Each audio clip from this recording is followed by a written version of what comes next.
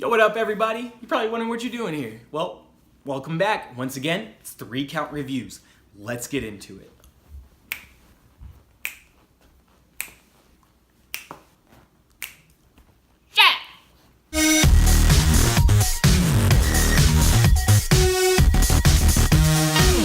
Alright, so now I want to talk about 205 Live. I know. You're probably watching this and you're like, why do we want to listen to anything about 205 Live?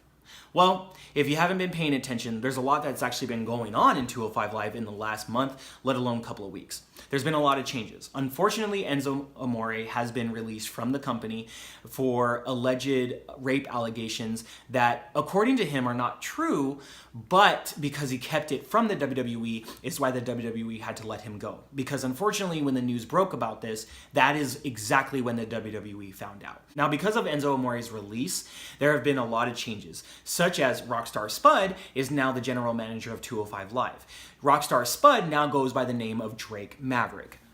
If you hate that name, unsubscribe right now, because Drake Maverick, come on, people. That's a clean name. That is clean. I'm dead. And then we find out that Vince McMahon has stepped down from showrunner at 205 Live, and Triple H has replaced him. So if you've noticed in the recent weeks why 205 Live has seemed like it stepped its game up, it's because of Triple H. I'm not trying to discredit anything from Vince McMahon, but I will be honest with you. I think he's had his time. I really think he's had his time. You know, you get to a certain point where your ideas and creativity just doesn't come out the same way anymore. You get to a point in time where maybe your age doesn't let you see what the youth sees anymore. And I love Vince McMahon. I love what he's done for the wrestling industry. I love what he's done to keep, WWE alive over these years. You can't match that. You can't take that away from him. But with his new endeavors with the XFL version 2, which I'm actually excited for. I'm going to be honest with you, I'm excited for this. But with his new endeavors with XFL version 2, he needs to leave the WWE to capable hands. Even if he wasn't going to XFL, he still needs to leave the company in capable hands. Because in my opinion, NXT, their pay-per-views trump Raw and SmackDown combined. Combined. And who runs that? Triple H and his team. Now he's the showrunner for 205 Live. The show is looking great. He brought back the old elements from the Cruiserweight Classic. If you don't know, the Cruiserweight Classic is what started this whole thing. The Cruiserweight Classic came to bring back the Cruiserweight division into the WWE.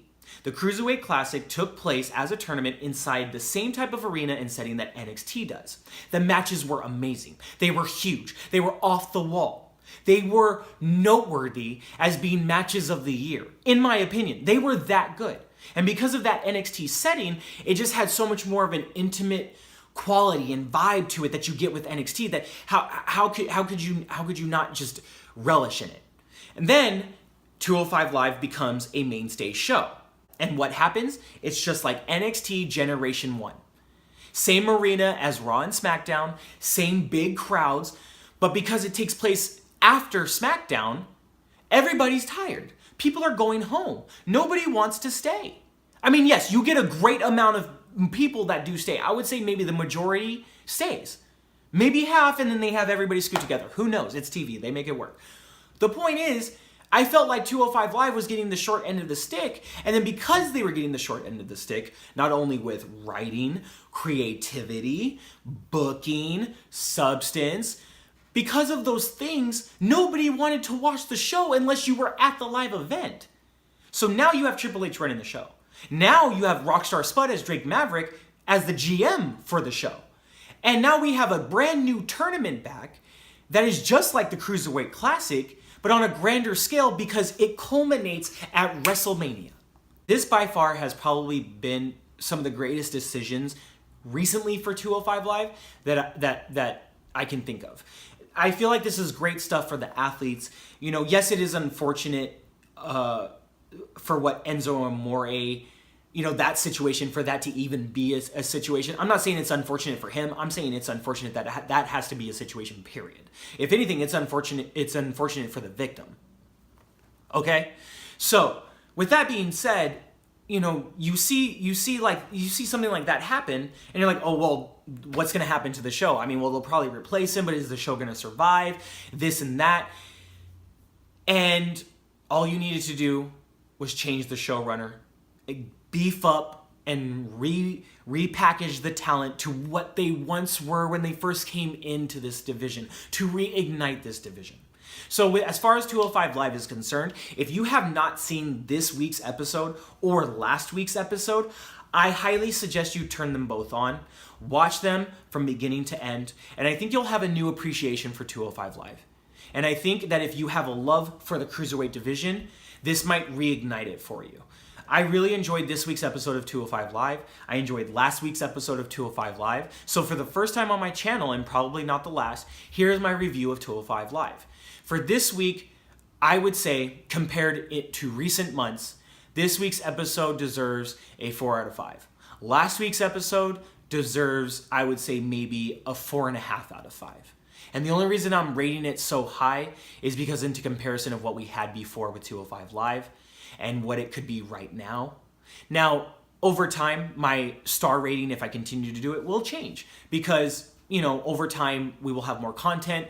We will have more of a solidified show in the way that it is becoming now. And so that way I can actually give a proper scale over time. But compared to what we had before and what we have now, thank you to Triple H, 4 to 4.5 stars out of 5 is what I give 205 Live right now.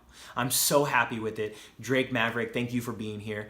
Triple H, thank you for taking over as showrunner. Vince McMahon, thank you for all you have done. But like I said before, I think it's been your time. I think it is time for you to give the complete reins to somebody else. I mean, I don't know. Maybe there are things that go on in the background, backstage that is the reason why you're still in that position, that creative position. Creatively, business-wise, I get that. I get you. But I gotta be honest, bro. The state of the WWE, I just don't know if you should be in charge anymore, at least of the creative content, at least of the shows, we need something better. And so far in 2018 with Raw and SmackDown, with our character development, with the talent, with the new writing, the graphics, all of that stuff, it's getting better. But that's also because because Triple H is taking over more and his team is taking over more. Dear Vince McMahon, please give up the reins. Not Roman Reigns, but the Reigns. This has been 3 Count Reviews. My name is JP Goldstein. I'll see you next time.